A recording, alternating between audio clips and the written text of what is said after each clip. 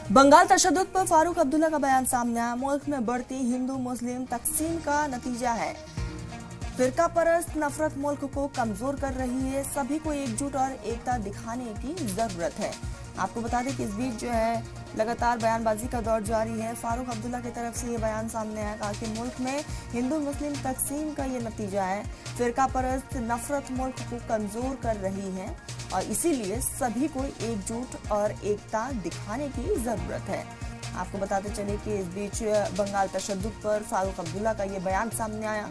बंगाल की स्थिति पर लगातार अब रद्द-ए-अमल का इजहार किया जा रहा है। फारूक अब्दुल्ला का इस बीच बयान, उन्होंने कहा कि मुल्क में सिर्फ और सिर्फ धर्म के आधार पर माहौल खराब करने की कोशिश है और सभी को इस बीच एकजुट और एकता के साथ रहना जरूरी है।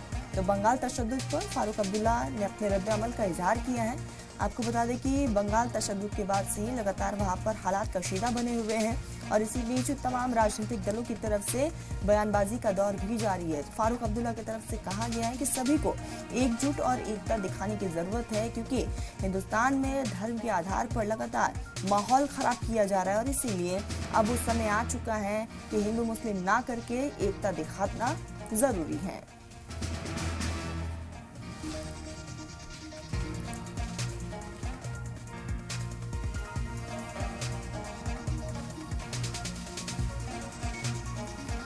तो बंगाल तशद्दुद पर फारूक अब्दुल्ला का ये बयान, मुल्क में बढ़ती हिंदू मुस्लिम तकसीम का ये नतीजा है, जिसकी वजह से हालात खराब हो रहे हैं।